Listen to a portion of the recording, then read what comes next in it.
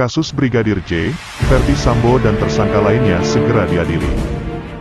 Hari ini tentunya dari dokumen tersebut sudah ditunjukkan bahwa berkas perkara sudah disampaikan tadi oleh Jaksa Agung, sudah dinyatakan P21. Yang berkas perkara terkait sangkaan pasal 340, 3338 untuk 5556, 5 berkas perkara yang dengan tersangka FS dan 4 tersangka lainnya yang LPC, RE, RR, dan RK. Kemudian untuk berkas perkara, 7 berkas perkara dengan sangkaan pasal 32, kemudian 33 Undang-Undang ITE untuk pasal 55 subsidiar, pasal 221 dan 223 KUHP pun demikian.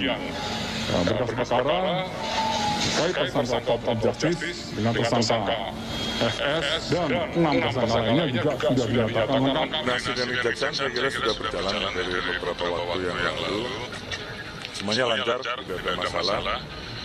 Jadi tinggal kita tentukan sekali lagi untuk masalah waktu, apakah hari Senin atau hari Rabu. Ya, ini sedang dibicarakan.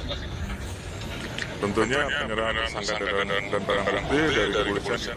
Dikutip dari artikel Jakarta, berita1.com, telah diketahui bersama, Polri sudah menetapkan Putri Chandrawati sebagai tersangka. Ia diduga mengikuti skenario yang dibuat oleh Ferdi Sambo hingga mengajak Baradae, Bribka Riki Rizal, Kuat Ma'ruf, dan Brigadir J ke lokasi penembakan yaitu di rumah dinas Sambo, Kompleks Polri, Duren 3, Jakarta Selatan.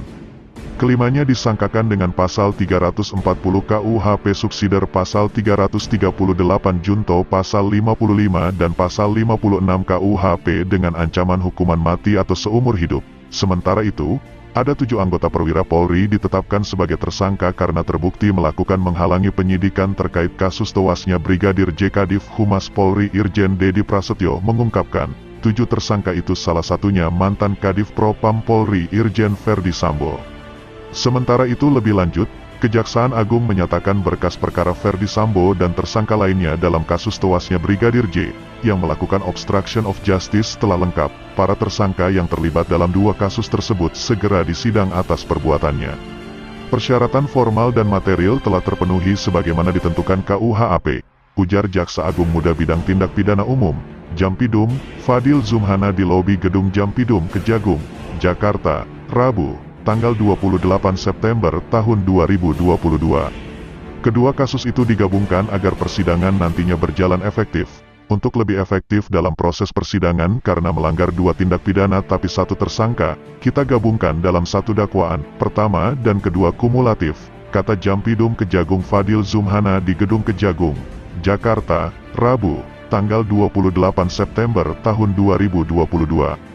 Ditegaskan juga oleh Fadil, ketentuan penggabungan perkara tercantum pada pasal 141 KUHP. Dia menekankan, 2 perkara tersebut akan digabungkan pada 1 dakwaan ketika persidangan nanti. 2 tindak pidana digabungkan pakai, dan berarti 2 tindak pidana, ungkap Fadil. Sementara, Kapolri Jenderal Listio Sigit Prabowo mengungkapkan, pelimpahan tahap kedua tersangka dan barang bukti kasus tewasnya Brigadir J akan dilakukan Senin, tanggal 3 Oktober tahun 2022 atau Rabu, tanggal 5 Oktober tahun 2022. Tentunya setelah ini kami akan mempersiapkan kelengkapan terkait dengan tersangka dan barang bukti untuk kita serahkan kepada kejaksaan yang akan kita laksanakan antara hari Senin ataupun Rabu, kata Sigit saat konferensi pers di Mabes Polri, Jumat tanggal 30 September tahun 2022. Sementara itu, Jaksa Agung Muda Bidang Tindak Pidana Umum, Jampidum Kejagung Fadil Zumhana mengatakan bisa saja surat dakwaan para tersangka dilimpahkan ke pengadilan pekan depan. Jadi, kami tidak membuang waktu. Hari ini langsung kami bahas surat dakwaan. Hari ini sampai hari Jumat kami mengebut dan bisa saja 1 minggu setelah ini kami limpahkan ke pengadilan, kata Fadil saat jumpa pers di Gedung Kejagung, Jakarta, Rabu, tanggal 28 September tahun 2022.